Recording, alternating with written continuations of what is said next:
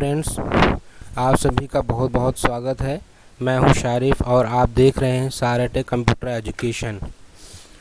तो जैसा कि आप सभी को पता होगा कि ट्रिपल सी का सिलेबस रिवाइज हो गया है, जो कि अगस्त 2019 से लागू हो गया है।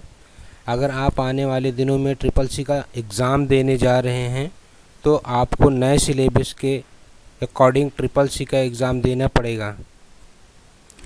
काफ़ी कुछ नए टॉपिक्स नए सिलेबस को ऐड कर दिए गए हैं, जिसकी वजह से आज से हमारी ये दूसरी वीडियो है, इसको स्टार्ट कर रहे हैं। इसमें हमने ट्रिपल सी के नए सिलेबस को पूरा कंप्लीट किया है। तो दोस्तों, आप इस सीरीज़ को फॉलो कर सकते हैं। इसके लिए आप हमारे चैनल को सब्सक्राइब करें, साथ में बेल आइकन पे क्लिक करें, जिससे हमारे आने वाले वीडियो का नोटिफिकेशन आप तक पहुंचता रहे। तो दोस्तों, आइए जल्दी से एक बार सिलेबस पर नज़र डालते हैं और आज की क्लास स्टार्ट करते हैं। दोस्तों, ये ट्रिपल सी कोर्स का जो हमारा दूसरा वीडियो है, इस वीडियो में हम आपको बताएंगे जनरेशन के बारे में। जनरेशन की पूरी जानकारी देंगे। तो चलो शुरू करते हैं। जनरेशन ऑफ कंप्यूटर, कंप्यूटर की पीढ़ियाँ। जो कंप्यूटर हमारे सामने है, ये इस तरह से ऐसे अचानक नहीं आ गया। इसके बारे में डिफरेंट जनरेशन हैं। इन जनरेशन को आपको पढ़ना है। पहले जनरेशन 1946 टू 1959, ये इसका पीरियड है। और इसमें फर्स्ट जनरेशन में हमारे कंप्यूटर कैसे होते थे, इसके बारे में आपको जानना है। दोस्तों, फर्स्ट पॉइंट है use vacuum tube. First generation में वैक्यूम ट्यूब का इस्तेमाल किया जाता था, जिसकी वजह से कंप्यूटर का साइज़ काफ़ी बड़ा होता था। Second point, the vacuum tube was developed by John Ambrose Fleming Lee De Forest in 1904। दोस्तों, वैक्यूम ट्यूब का आविष्कार जो है John Ambrose Fleming Lee De Forest ने 1904 में किया था। और फर्स्ट जनरेशन की जो स्टोरेज थी, स्टोरेज मतलब हम अपने डेटा को फ्यूचर के लिए कहाँ स्टोर करते थे, मैग्नेटिक ड्रम में और मैग्नेटिक कोर में। ये दोनों चीज़ें थी जिसमें हम अपने डेटा को स्टोर करते थे। अनरिलायबल, फर्स्ट जनरेशन के कंप्यूटर अनरिलायबल थे, अविश्वसनीय थे। मतलब जो डेटा हम इसमें सेव करते थे वो पूरी तरीके से हम बाद में रिलायबल नहीं थे, हम बाद में उससे प्राप्त नहीं कर सकते थे। हो सकता था वो मिट भी सकता था डेटा, तो इसलिए हम इसे कह सकते हैं ये अनरिलायबल थे। Next, supported machine language. First generation के जो कंप्यूटर थे वो केवल मशीन लैंग्वेज को सपोर्ट करते थे। 0 और 1 की लैंग्वेज जो होती है मशीन लैंग्वेज, डायरेक्ट उसी को सपोर्ट करते थे। तो दोस्तों, इसमें जहाँ भी कोई प्रॉब्लम या आपको समझ में ना आए, आप कमेंट करके हमसे पूछ सकते हैं। Next, very costly. First generation के कंप्यूटर बहुत ही महंगे होते थे और साइज़ में भी बड़े होते, महंगे होते थे।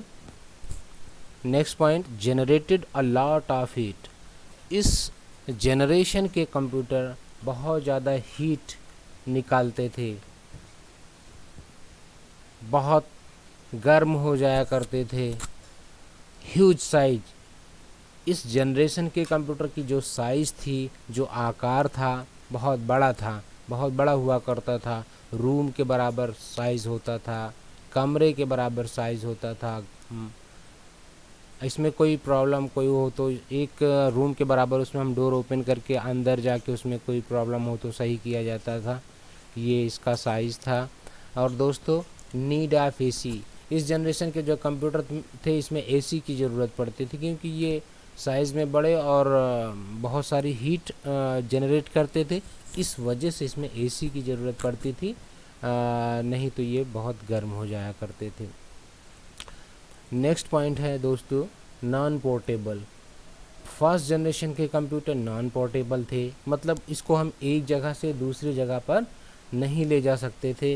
रीज़न क्या था? ये साइज़ में बहुत बड़े थे।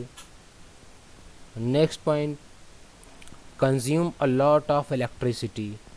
इस जनरेशन के कंप्यूटर बहुत ज़्यादा इलेक्ट्रिसिटी कंज्यूम करते थे, बहुत ज़्यादा बिजली की खपत इसमें होती थी। एक कंप्यूटर को चलाने के लिए काफ़ी बिजली लगती थी इसमें। नेक्स्ट है, the input to the computer was through punched cards and paper tapes. Input, जैसे आजकल के कंप्यूटर में इनपुट करने के लिए कीबोर्ड और माउस की ज़रूरत पड़ती है, इसी तरीके से फर्स्ट जनरेशन के कंप्यूटर में इनपुट के लिए पंच कार्ड और पेपर टेप्स की ज़रूरत पड़ती थी, का यूज़ होता था। Next, the output was displayed as printouts. आजकल जो हम आउटपुट को प्रिंट आउट की मदद से, मॉनिटर की मदद से देखते हैं, प्रिंट आउट करते हैं, तब जो है फर्स्ट जनरेशन में प्रिंट आउट जो है प्रिंट आउट्स पे डिस्प्ले होते थे। जो आउटपुट थे वो प्रिंट आउट पे डिस्प्ले होते थे। नेक्स्ट पॉइंट, इस जनरेशन का जो पहला इलेक्ट्रॉनिक कंप्यूटर ENIAC था, इसका फुल फॉर्म होता है electronic numerical integrated and computer. ये पहला इलेक्ट्रॉनिक कंप्यूटर था। इसका आविष्कार J Presper Eckert and John William Mauchly ने किया था। ये पहला इलेक्ट्रॉनिक कंप्यूटर था और यही कंप्यूटर हाइड्रोजन बम के निर्माण हेतु कठिन गणना करने के लिए द्वितीय विश्व युद्ध में ENIAC का पहली बार प्रयोग किया गया था। वह बाद में इस ENIAC का यूज़ पूर्व अनुमान, मौसम का पूर्व अनुमान लगाने में किया जाने लगा। तो दोस्तों ये याद रखिएगा कि हाँ, पहला इलेक्ट्रॉनिक कंप्यूटर कौन था, तो आप बताएंगे ENIAC, and you should remember it's full form also. ठीक है दोस्तों, अब आगे चलते हैं हम। हाँ, आपको बता दें, ये फर्स्ट जनरेशन में वैक्यूम ट्यूब का इस्तेमाल हुआ था। तो वैक्यूम ट्यूब का इमेज ये आपके सामने है, आप इसको देख सकते हैं, यही है वैक्यूम ट्यूब, इसी का इस्तेमाल हुआ करता था। और इस पीढ़ी के कुछ कंप्यूटर, फर्स्ट जनरेशन के कुछ कंप्यूटर के एग्जाम्पल आपको लर्न होने चाहिए, याद होने चाहिए। ENIAC है, EDIAC है, UNIVAC 1 है, UNIVAC 2, IBM 701, IBM 650, ये फर्स्ट जनरेशन के कंप्यूटर हैं। आगे चलते हैं दोस्तों, सेकेंड जनरेशन। इसका जो टाइम पीरियड है 1959 टू 1965 है। और आप देखेंगे इसकी अलग अलग किताबों में थोड़ा अलग अलग इसकी डेट मिलेगी। दोस्तों, सेकेंड जनरेशन के जो कंप्यूटर हैं, transistors replaced the vacuum tube. इसमें वैक्यूम ट्यूब जो यूज़ होता था उसकी जगह ट्रांजिस्टर यूज़ होने लगे। ट्रांजिस्टर के आने से कंप्यूटर तेज़ भी हो गए और इसकी साइज़ भी कम होने लगी। नेक्स्ट, विलियम शॉकले ने ट्रांजिस्टर का आविष्कार सन 1947 में किया था। ट्रांजिस्टर आने से स्पीड भी बढ़ गई थी, और आपको ये याद होना चाहिए कि ट्रांजिस्टर का आविष्कार किसने किया था? विलियम शॉकले ने। टाइम 1947 में किया था। Next, primary memory. दोस्तों, आप प्राइमरी मेमोरी और सेकेंडरी मेमोरी जानते हैं, ये में कोई भी डेटा को मेमोराइज़ करने के लिए होता है। तो प्राइमरी मेमोरी जो सेकंड जनरेशन में यूज़ होती थी वो मैग्नेटिक कोर्स थी, मैग्नेटिक कोर, और सेकेंडरी मेमोरी के लिए मैग्नेटिक टेप यूज़ किया जाता था सेकंड जनरेशन में। The output was displayed as print out. First generation की तरह यहाँ पर भी सेकंड जनरेशन में आउटपुट प्रिंट आउट्स पर डिस्प्ले किया जाता था। Used high level languages such as FORTRAN. इस जनरेशन में हाई लेवल लैंग्वेज का यूज़ होने लगा। हाँ, high level language, programming language जैसे फॉरट्रॉन 1956 में आई, प्रोग्रामिंग लैंग्वेज एल्गोल 1960 में आई, एंड कोबोल 1960 टू 1961 में आई। यहाँ से हाई लेवल लैंग्वेज का यूज़ होने लगा। इस पीढ़ी के कुछ कंप्यूटर के एग्जाम्पल आपको याद होने चाहिए दोस्तों, और एग्जाम्पल्स उदाहरण आपके हैं IBM 1620, IBM 1401, IBM 7094, CDC 1604, CDC 3600, UNIVAC 1108। ये हैं सेकंड जनरेशन के कंप्यूटर्स और ये एग्ज़ाम में आते हैं। अगर कहीं पर आपको कोई प्रॉब्लम होती है, कोई चीज़ नहीं समझ में आता, तो आप कमेंट में पूछ सकते हैं दोस्तों। ट्रांजिस्टर का आप इमेज देखना चाहते हैं तो ये है सेकंड जनरेशन के ट्रांजिस्टर की इमेज, आप इसको देखिए। और यही है ट्रांजिस्टर जो वैक्यूम ट्यूब को रिप्लेस किया था। अब चलते हैं थर्ड जनरेशन में।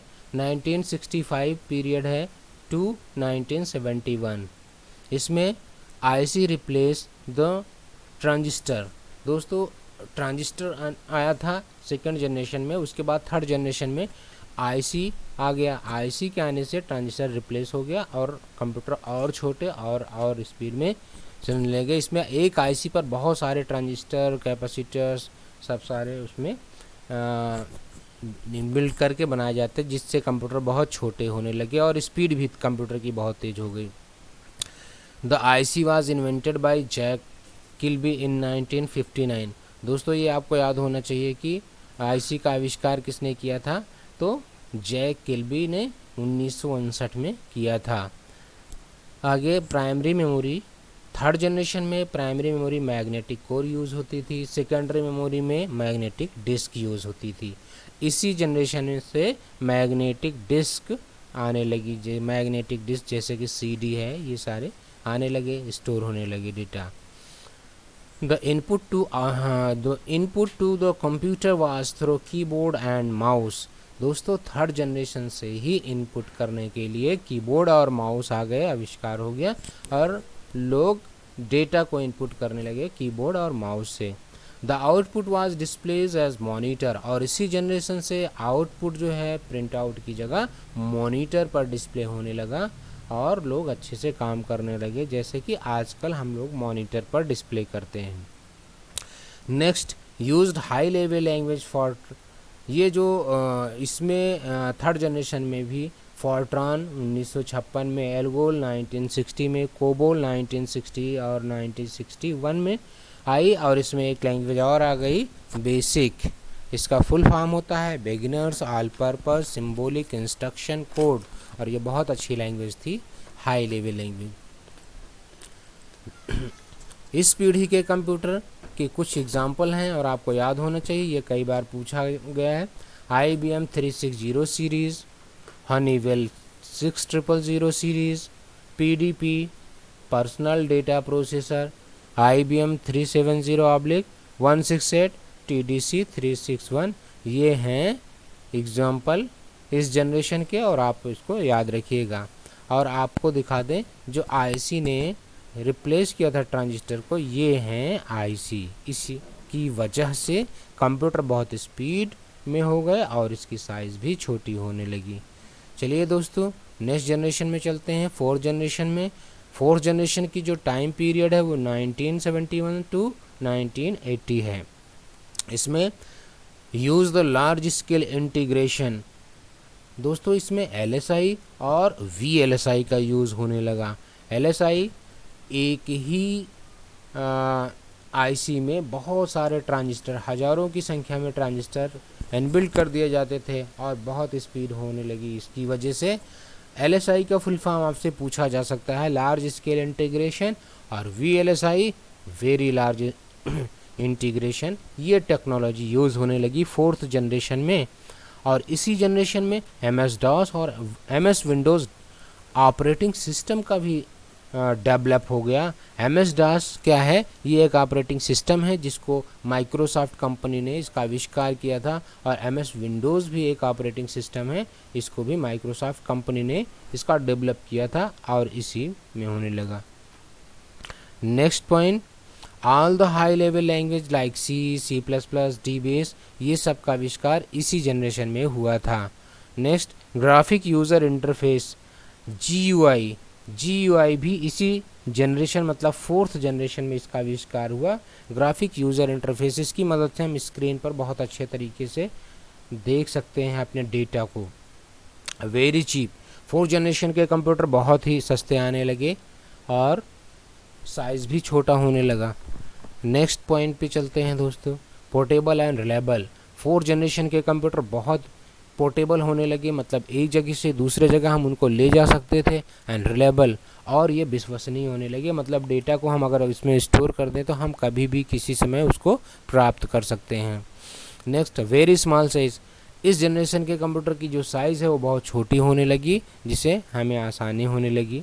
और इस पीढ़ी के कंप्यूटरों के एग्जाम्पल हैं IBM 4341, DEC 10-1000, PUP 11, Cray-1। ये जो Cray-1 है ये सुपर कंप्यूटर है, ये इस पीढ़ी के कंप्यूटर हैं दोस्तों।